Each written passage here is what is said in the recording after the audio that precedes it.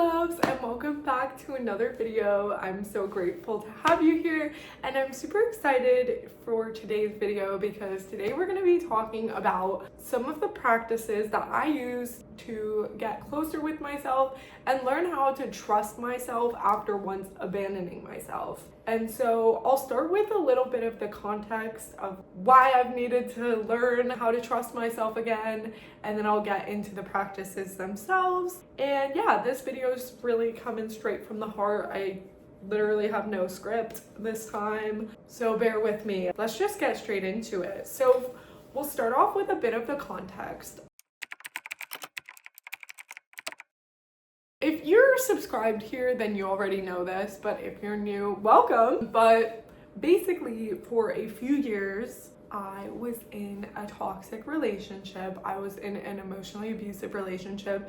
And in that relationship, one could say that I lost myself. In my last video, I talk about how there's always a moment you know, and how my moment that I knew was from the beginning of the relationship. So for years, I had a deep inner knowing within myself that this relationship is not right for me. And yet for years, I continue to push it down, ignore it, override it, convince myself otherwise, allow myself to be convinced otherwise. So every time that I would override that feeling or allow it to be overridden, I would break more and more trust with myself, to the point that once I got out of the relationship, I felt like a shell of a human, and I felt like I couldn't make even the simplest of decisions. What am I gonna eat tonight? Do I like writing in lowercase or uppercase? You know, it's like stupid tiny things like I actually felt like I was losing my mind over because I did not know how to choose. I didn't know what felt right. And I think for so long I was so angry at him because at first, obviously I was angry because he cheated, whatever, he was very toxic. But I think a lot of my hidden anger, come to find out, was actually at myself for overriding that feeling, that knowing that I had, and choosing to trust someone else over myself. So a lot of that anger did come up, and I had to handle it, and then I had to figure out ways to learn to trust myself again. And although it was a hard, tumultuous journey, and it still is a journey, right? There is no destination on learning how to trust yourself. You're never going to perfectly be able to do so. There are going to be times that you go against that, and that is part of learning how to trust yourself. So I think that's really important. But I can say that I no longer feel like a shell of a human. I no longer feel like I'm living someone else's life, and I have much better discernment in knowing when I'm starting to live someone else's life and what that feels like in my body. So how did I get here, right? Let's get into the practices. The first thing, it's what I call the noticing note. I think that what is really cool about life is that we get to go on this continuous journey of literally figuring out who we are. So I use the noticing note as a way to do so. I track the things that really light me up and feel ecstatic in my body. And I also take note of the things that just make me feel so drained or just blah. Call me crazy, but I hate throwing the trash down the trash chute. I always think I'm gonna throw my phone down there, and it scares me, okay? So that is just something I noticed in my body. You know, things either expand you or they constrict you. And so I made it a point, I am going to track those things. And now it's kind of expanded, right? I have an actual planner that I made a pretty little spread because I'm trying to get into more artsy, craftsy things like junk journaling and scrapbooking. So I've been tracking it in there as well.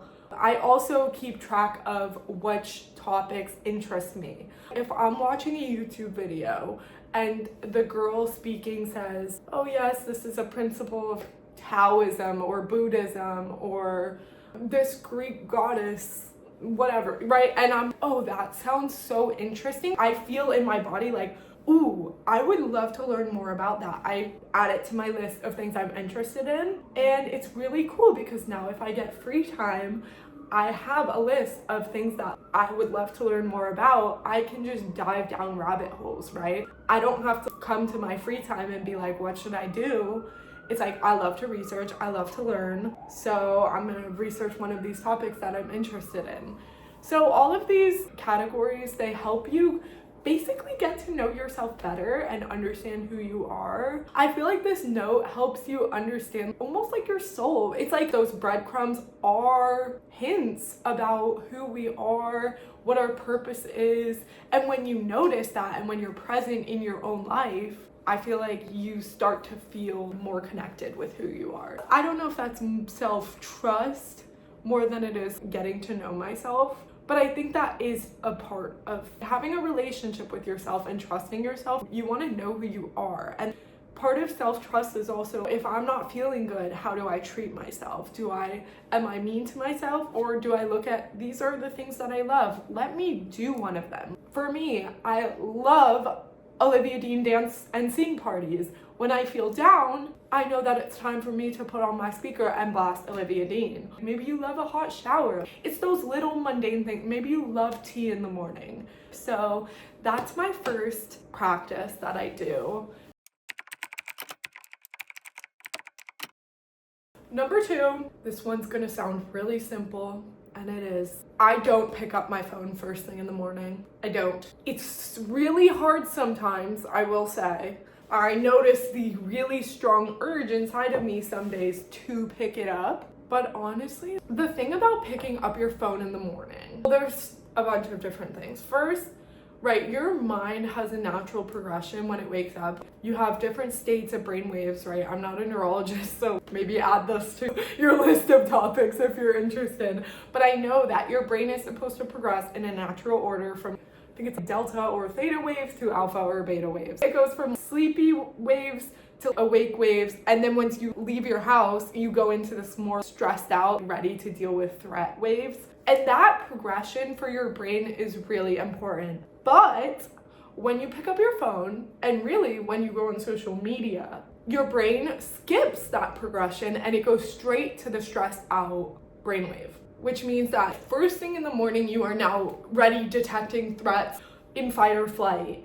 That's what going on your phone first thing in the morning does for you. And that's really harmful. There are so many studies that have shown that you have worse focus, that you have higher stress. It just messes with all your neurochemicals. Number 2, if you do go on social media, you are literally filling up your mind in such a very important part of the day, because that is where it sets the tone for your entire day. You are setting in your mind that other people's lives matter more than your own. You are scrolling on Instagram and you're, wow, this person got engaged, this blah, blah, blah, blah, blah, and you're literally filling up your mind with other people's lives. Is this someone else's life, you know? No. So which one is most important to focus on in the morning? Our lives.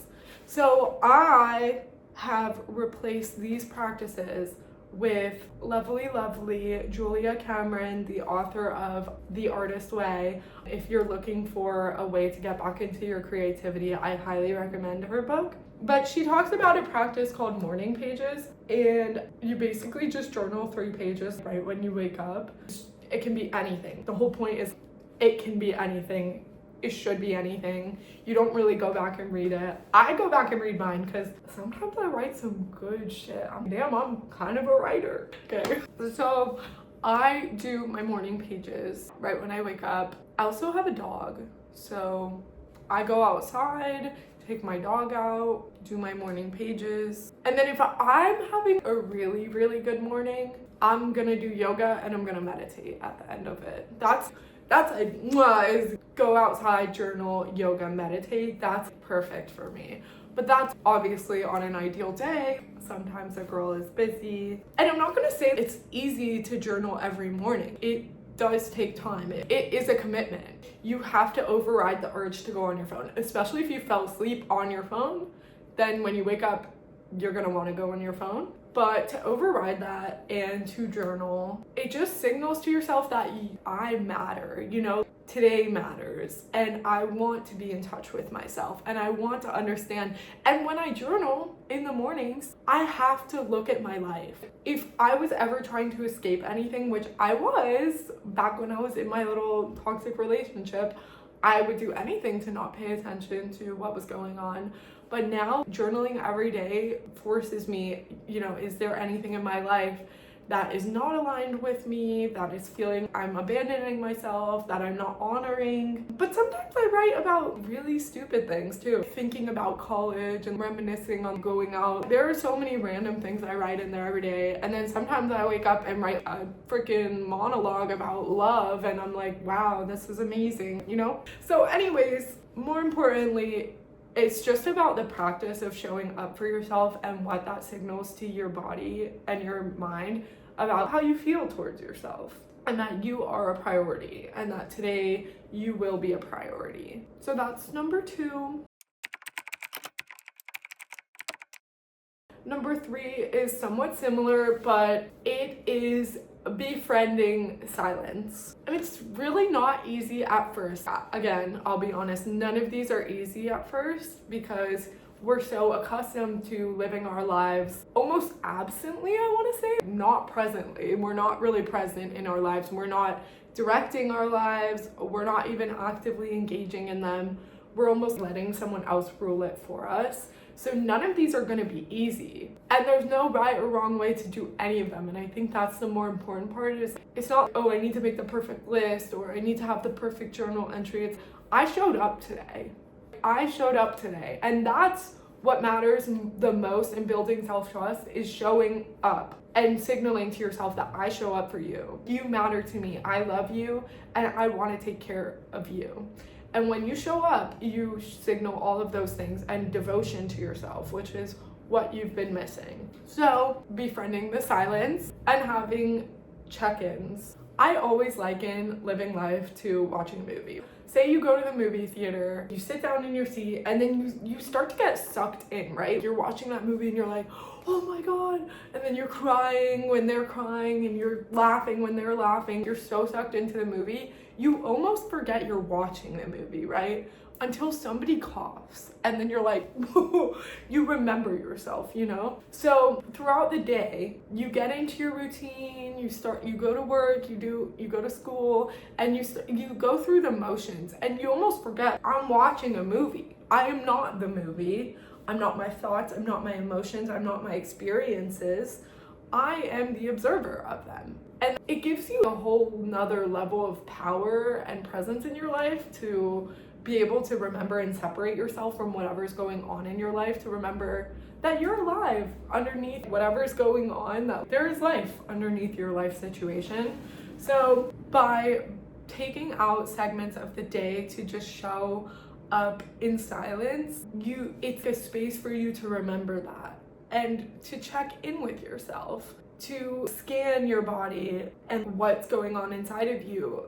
Ever since I went through my toxic relationship, a skill that I've been honing is the ability to understand how emotions show up in my body. And I don't need to understand and be like, oh, I'm feeling fear or anguish because of XYZ. No, more so there's a knot in my chest. That's how fear shows up for me. That's how really any negative emotion for me shows up, as a knot in my chest. So sometimes I'll be walking and I feel a knot in my chest. There's really no reason I should be afraid or sad or whatever it is. But when I feel that knot in my chest, I have to go sit alone and observe it. And it gets really uncomfortable. It makes me almost uncomfortable to the point where I want to go distract myself from it. But if you can push through the discomfort of observing uncomfortable emotions in your body, and then usually once I push through that, I cry. And once I cry, I know I'm good. Because it's always the cry. Cry is my release. Once I cry, the knot is gone. So once you can do that, you gain this level of freedom that you can't have otherwise, because your emotions rule you and your thoughts. So being able to bypass your thoughts to just observe what's going on inside your body, not giving attention to the thoughts because they're always loud and going off. When you can just observe what's going on emotionally in your body and feel those things and check in, how am I feeling right now? Do I need something? Am I hungry? Just really checking in with yourself. Again, I feel it just signals I matter. I'm a priority in my life and I want to make myself feel that way. When you're silent, you can connect with yourself. And that's where self-trust is built. You know, when you build trust with a partner, a boyfriend or a girlfriend, you do so by spending time with them, by understanding who they are and what they like and how they act, and, you know, do they have integrity, and observing them, right? That's how you get to know someone and you decide whether you trust them. So when you can observe yourself, you can start to build that relationship that fosters trust through noticing what you like, what you don't like, what you're interested in, how you're feeling throughout the day, how you feel in the mornings, and not filling your mind up with things that make you feel bad. Social media, if that makes you feel bad. You know, it's all a matter of how it feels in your body. And so the very last one to build self-trust, this is my absolute favorite. It's called play. And I got that term from Brene Brown. She's a wonderful, wonderful shame and vulnerability researcher, and her work has absolutely changed my life. So if you're interested to listen to her work, this is my favorite one. But she talks about play for a little bit because play does so much for you. By play, I mean anything that you can do that like makes you lose track of time because you just get so into it and it feels wonderful. When you're a kid, right? You have a toy and you play with it for hours. My mom told me I used to sit and build little towers for hours and I never wanted to be bothered. So it's finding those things for you and not having to earn it is, I feel, the biggest thing. We live in a society that idolizes productivity above all else as a value, and I think it's really detrimental to everyone, but especially to women. I've internalized the ideas that if I'm not being productive, then I'm not worthy, then I'm not good enough, then I don't deserve things.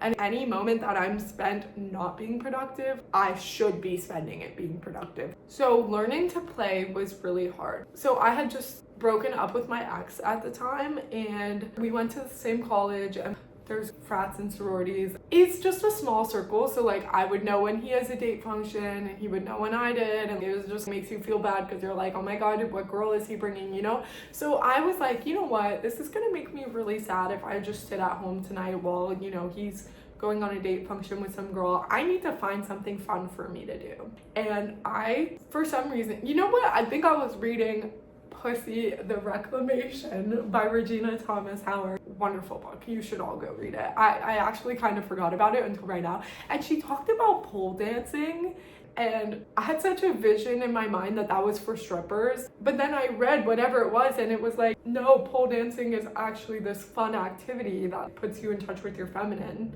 So I was like, randomly, like, pole dancing classes near me, and I found this beginner series that literally started that night and was 3 weeks long, and I signed up. It was probably $80 or something, and I signed up, and I have to say that was one of the best decisions I've ever made. I literally don't think I cried in those 3 weeks. I had been so sad before then, and then I did the pole dancing classes and I just stopped crying. I was so happy because pole dancing is literally something that's unproductive, right? Like decorating your room, it's unproductive. You don't have to do it. So it's not like I was getting any of those traditional benefits of working out and feeling like I was productive. It's literally just an activity that you feel yourself, you learn something new, and it puts you in touch with your feminine because you're like there with your body.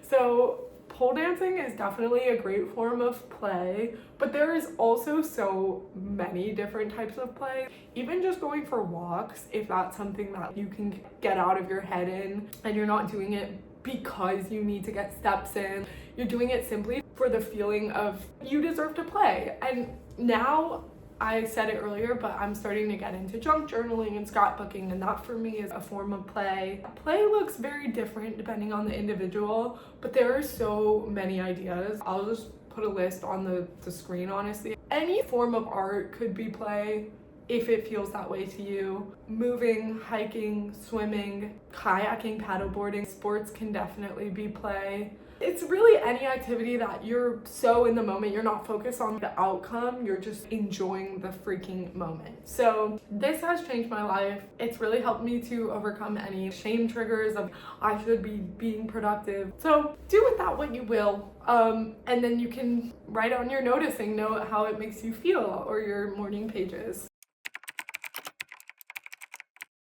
So those are my 4 practices that have helped me get so much more in touch with myself. If you're planning to try them out, then let me know which one you're gonna do. I'm wishing you all the best on your journey of getting to know yourself. Reminder to be kind to yourself, because this is your first time doing life and there's no roadmap, and mistakes are actually lessons. So there's no need to be so upset with yourself if you have not acted the way you wish you had in the past. It's gone, the past is gone. So just reminder that life is happening in the present, and you connect with yourself in the present. There's nothing you need to do, there's no work you need to do to become in touch with yourself. You can literally do so in this moment. So yeah, I love you guys so much. If you have any questions or things you're struggling with, let me know. I'm here. So I love you all. Have a wonderful week. Bye guys.